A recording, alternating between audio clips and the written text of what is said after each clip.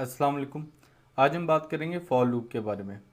For loop असल में use होता है जब हमें पता हो कि हमने जो अपना कोड है, जो स्क्रिप्ट है, उसको कितनी बार रन करना है।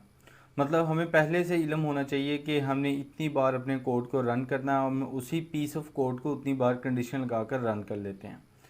यहाँ पर हमें कंडीशन अप्लाई करने के लिए तीन चीज़ों की ज़रूरत है। सबसे पहले एक होता है इनिशियल काउंटर, दूसरा टेस्ट काउंटर, तीसरा इंक्रीमेंट। जब ये तीनों चीज़ें हम लिख लेते हैं, अब ये क्या हैं ये अभी हम प्रैक्टिकल अप्रोच में देखेंगे। उसके बाद फिर जो ब्रैकेट्स का कोड है वो एग्जीक्यूट हो जाता है। तो अब इसकी थोड़ी सी प्रैक्टिकल अप्रोच देख लेते हैं। सबसे पहले एक मैं छोटा सा प्रोग्राम लिखता हूँ फॉर। अब फॉर लूप के लिए लिखने के लिए आपने सबसे पहले फॉर लिखना और फिर एक वेरिएबल ले लेना, कोई भी वेरिएबल ले सकते हैं, और उसकी इनिशियल वैल्यू आपने सेट करनी है। इनिशियल वैल्यू सेट करने के बाद आपने उस वेरिएबल में कंडीशन लगानी है कि वो जो वेरिएबल है वो कहाँ तक जाए। ठीक है, अब वो कंडीशन कोई भी हो सकती है, यहाँ पर मैं 100 लगा देता हूँ। और फिर उसके बाद आपने बताना है कि उसका इंक्रीमेंट कितना हो। अब जो पिछले लूप हम कर रहे थे, हम इंक्रीमेंट नीचे दे रहे थे अंदर लूप के अंदर। अब यहाँ क्या कर रहे हैं, हम लूप के जो मेन ब्रैकेट है वहीं पर इंक्रीमेंट भी दे रहे हैं। तो मैं ये चाह रहा हूँ कि मैं 10 का जो है वो आप कह लें कि टेबल बना लेते हैं।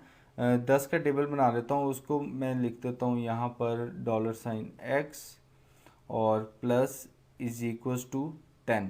अब ये क्या करेगा, जैसा कि मैंने x प्लस प्लस बताया था वो 1 प्लस करता था एट अ टाइम। ये प्लस इज इक्वल्स टू वो ये क्या करेगा, ये एट अ टाइम क्या 10 प्लस करेगा आपकी एक्चुअल वैल्यू में। तो यहाँ पे मैं लिखता हूँ इको। इको के अंदर मैं क्या करता हूँ, मैं लिख लेता हूँ 2 मल्टीप्लाई, मल्टीप्लाई का साइन, और उसके बाद यहाँ पर आप लिख दें इक्वल। अब ये जो मैं लिख रहा हूँ ये इससे ज़्यादा अच्छी रिप्रेजेंटेशन में कर सकते थे, लेकिन मैं मुश्किल नहीं बनाना चाह रहा ताकि आपको समझ ये ना हो कि आपको समझ ही ना आए। तो यहाँ पर फिर कंकैटिनेशन डॉलर साइन आपने डालना है एक्स, और उसके बाद फिर कंकैटिनेशन, और फिर यहाँ पर बी आर का जो टैग है हम वो लगा देते हैं ताकि ब्रेक लाइन हो जाए।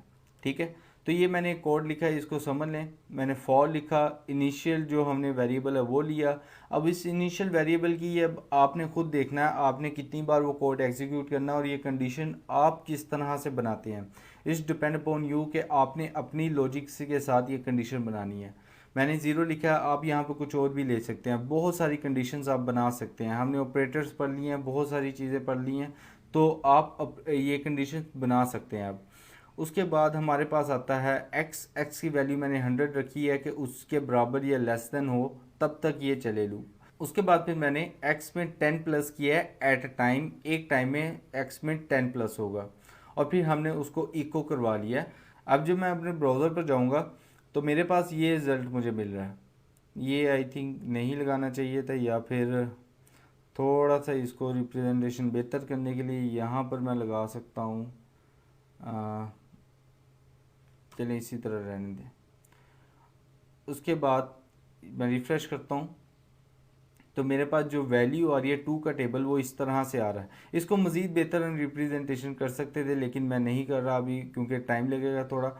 तो ये 2 का टेबल मैंने बनाया। अब समझने वाली बात ये है कि ये देखिए मेरे पास 10 का इंटरवल आ रहा है, 10 20 30। ये क्यों आ रहा है, क्योंकि मैंने यहाँ पे उसको 10 का इंटरवल दिया। अब ये जाके 100 पे रुका, क्योंकि यहाँ पे जब 110 पे ये जाएगा एक्स, तो ये क्या होगा, इसकी कंडीशन फॉल्स हो जाएगी और ये मेरा लूप एग्जिट हो जाएगा। तो ये फॉर लूप था, होपफुली आपको समझ आया होगा, कुछ ज़्यादा मुश्किल नहीं है। सिंटैक्स भी हमने पढ़ा, और ये जो फॉर लूप है ये बहुत ज़्यादा जगह पर आपका यूज़ होता है कोडिंग में।